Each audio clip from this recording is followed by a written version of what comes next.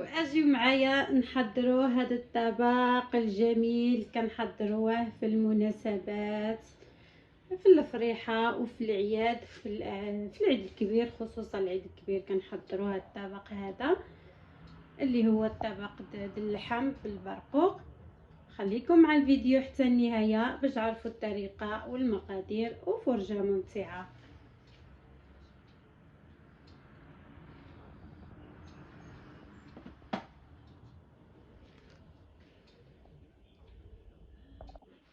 وبسم الله نبدأ على بركة الله. في المقادير أنا عندي هنايا كمية من اللحم.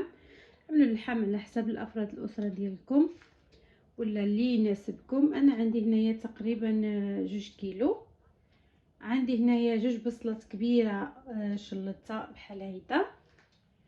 عندي هنايا واحد معلقة صغيرة ديال السمن. وبالنسبة للعطرية عندي هنايا هاد مروزيه واحد معلقه صغيره، واحد شويه ديال نص المعلقه صغيره ديال الابزار ولا الفلفل الاسود. عندي هنايا الخرقوم معلقه صغيره، سكينجبير، المعدنوس يابس، وعندي هنايا الخرقوم، الملحه على حسب الذوق، وعندي واحد دويمه ديال الزعفران. الا كان الزعفران شعره من احسن.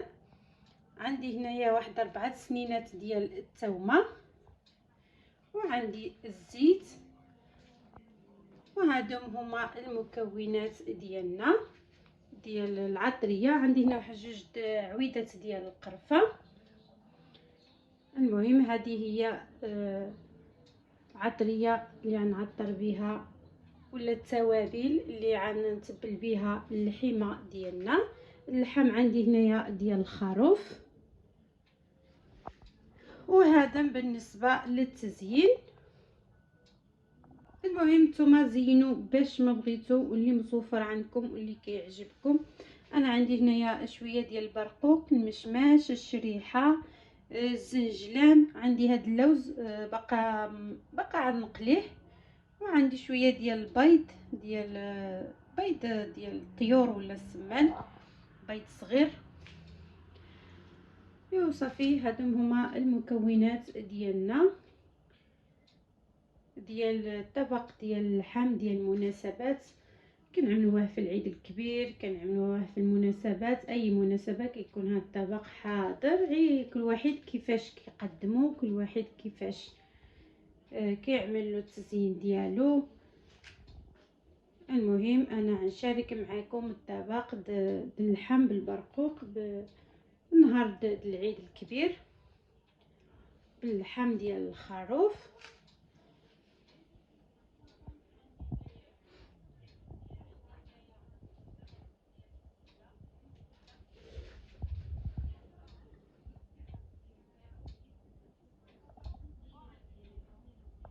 وهنايا جبت واحد الطبق ديالي اللي باش نعمل العطريه ولا التوابل. عندي هنايا راس الحانوت ولا مروزيه، غدا نتبل بها اللحمه ديالنا، السكينجبير، غدا نعمل الفلفل الاسود ولا الابزار.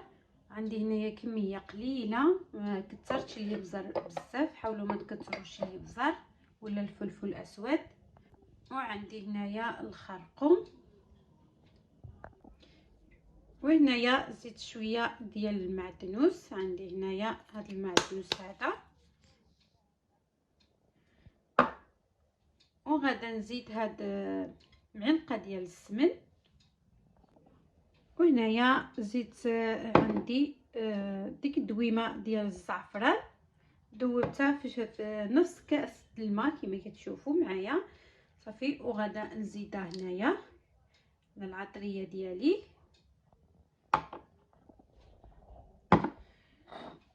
عاد نزيد هنايا الملح على حسب الذوق صافي. وعاد نخلط العطريه ديالي مزيان، وعاد نتبل بها اللحم ديالنا هذا.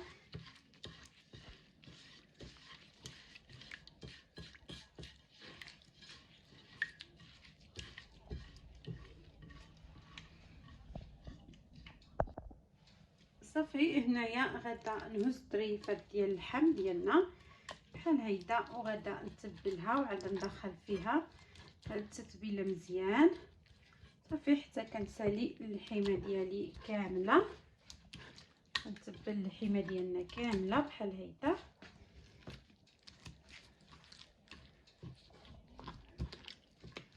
صافي وعاد نخليها في هاد التتبيله واحد نص ساعه على الاقل، اللي ما كنتوش مزروبين عليها.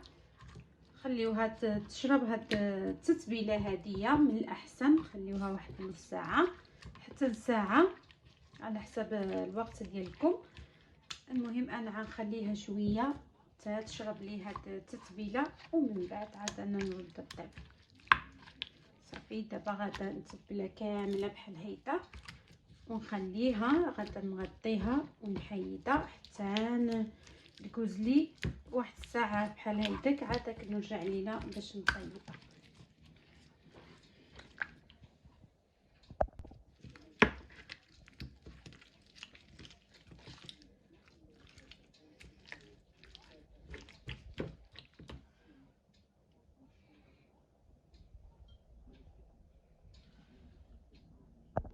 وهنايا جبت اللحم ديالي من بعد ما تبلته خليته واحد الساعه، ودابا رجعت ليلو باش نطيبو. صافي عليه غاديك لي قامه. المهم غنحيد هاد الميكا.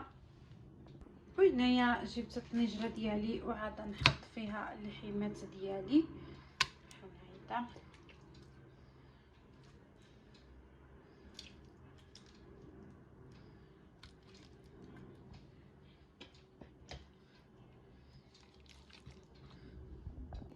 وعمرت اللحيمات ديالي في الطنجره بحال هيدا.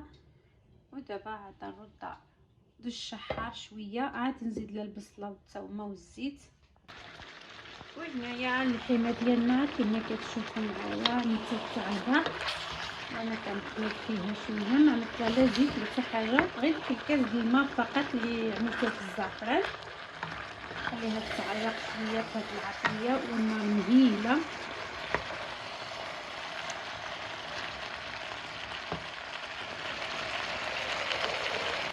وهنايا تعرقت لي اللحيمه ديالي وشكت.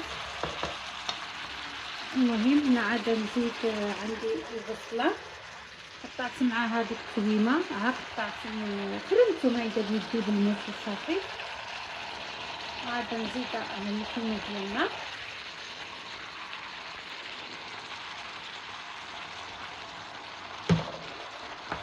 صافي بحال هكا.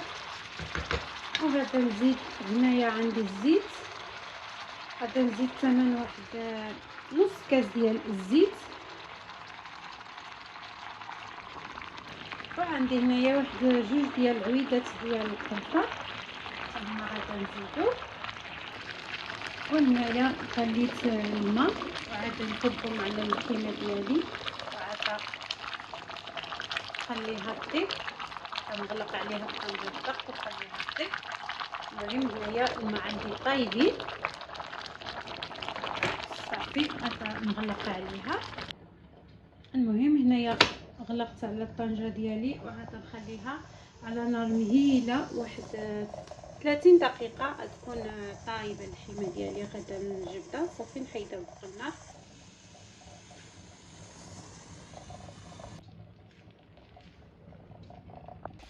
وهنايا وضعت اللوز ديالي من بعد ما غليته واحد الغليه في الماء وقشرته نشفته، وعملت شويه الزيت بارده وحطيت اللوز ديالي في الزيت بارده. ودابا بدا كينقلى اللوز ديالي، ينقلى يتحمر، نجبدو ونزين به الطبق ديالنا. وهنايا قليت اللوز ديالي حمرته على الشكل هذا صافي. دابا غادا نمشي للبرقوق نعسلو. المهم غنعسل البرقوق، المشماش، الكرموس ولا الشريحه. وهنايا غادا نعسل البرقوق ديالنا، واحد معلقه ديال السكر، معلقه كبيره، معلقه صغيره ديال القرفه، وهاد العطريه عملت شويه تيوته ديال السكنجبير، تيوته ديال الابزار والخرقوم، واحد معلقه صغيره ديال الزبده ولا طريب الزبده. هذا بالنسبه باش نعسل البرقوق ديالنا. والبرقوق هنايا غسلته مزيان ومسحته، ودابا غادا نعسلو، وفي الاخير غادا نزيدلو الماء الزهر.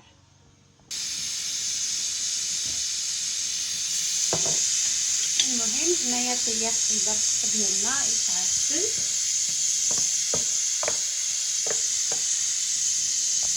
وهنايا عندي ماء الزهر غادا نزيدوه في الاخير. ماء الزهر خليه يشرب شويه ويغلي، وغادا نحيدو.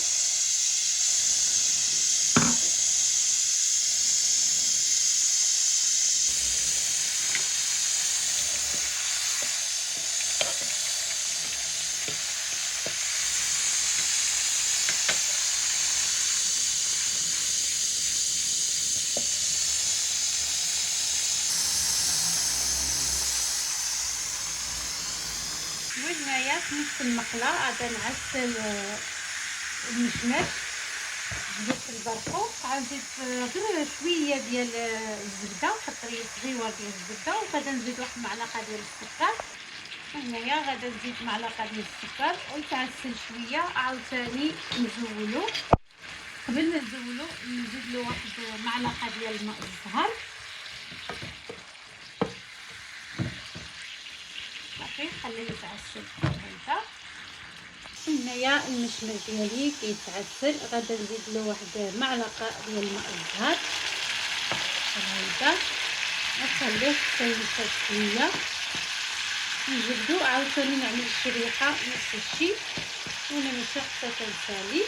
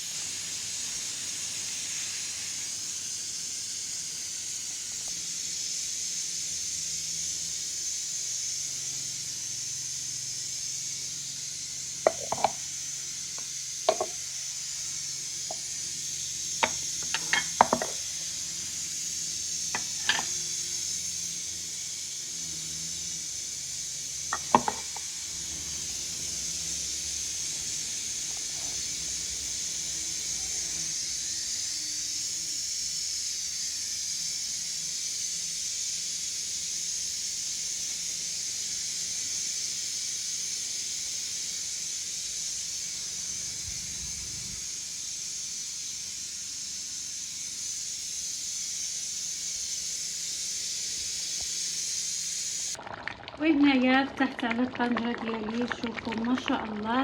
المهم طيبت في الطنجره ديال الدار، شوفوا كيفاش جات طايبه ما شاء الله غزاله.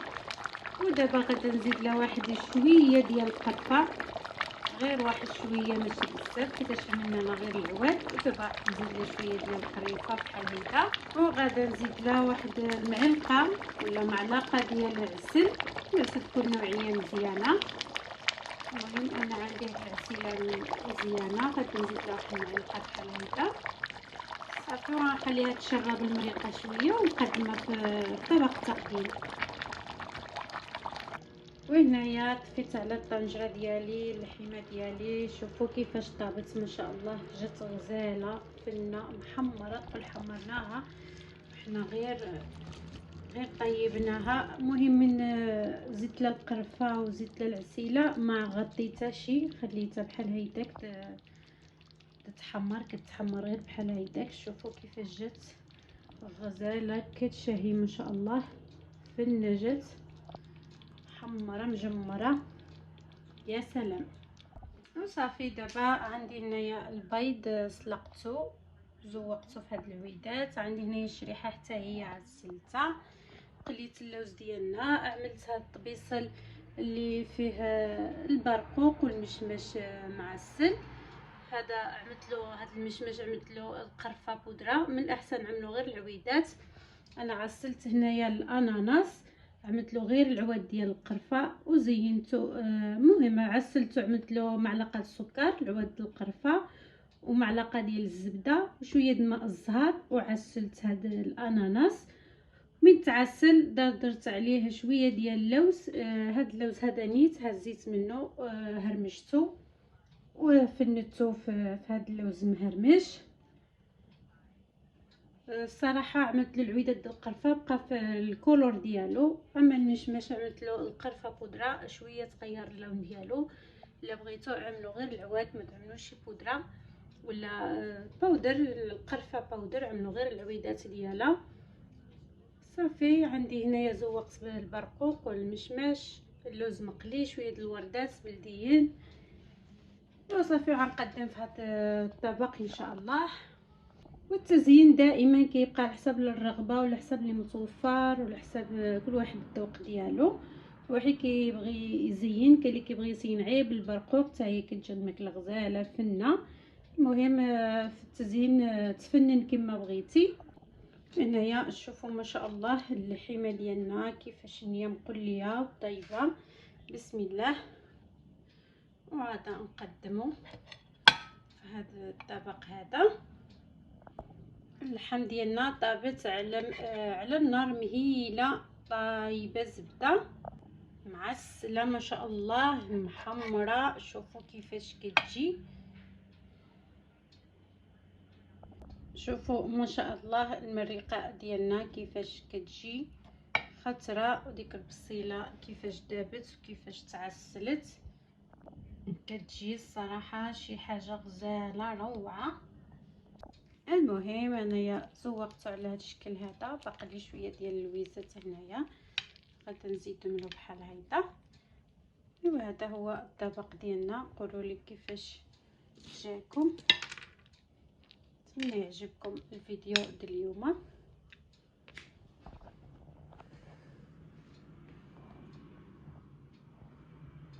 وكما كتعرفوا كناكلوا هذا الطبق هذا مع هاد الخبيزه هذه ديال الزرع حتى هي باقا سخونه. كتجي حتى هي غزاله الخبيزه ديال الزرع.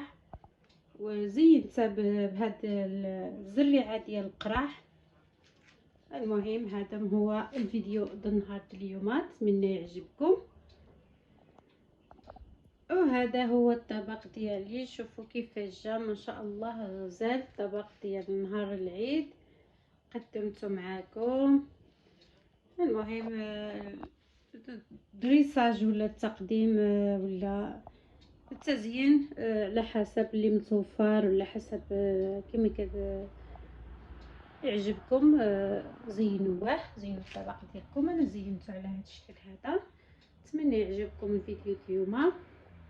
الى عجبكم ما تنساوش واحد اللايك واحد الكومنتير. شكرا للناس اللي معايا بزاف بزاف، كنشكركم. بارك الله فيكم. وفضلا وليس امرا، لكن طبعا كيعجبكم المحتوى ديالي. وكنقول لكم الناس اللي باقي ما انضموش كنقول لكم مرحبا بكم والف مرحبا. الدار داركم. وشكرا إلا وصلتوا حتى لهنايا. وعيدكم مبارك سعيد وكل عام وانتم بالف خير، والله يدخلوا عليكم بالصحه والهنا وباش ما كتمنوا يا ربي. المهم هذا هو الطبق ديال النهار ديال اليوم اللي هو كلشي كيعملوا نهار العيد. كيعملوه في العيد في الفريحه في اي فرح كيكون هذا الطبق هذا متوفر. هو الاولي في المائده المغربيه. ونتمنى نكون خفيفه على قلوبكم. والى فيديو قادم بحول الله.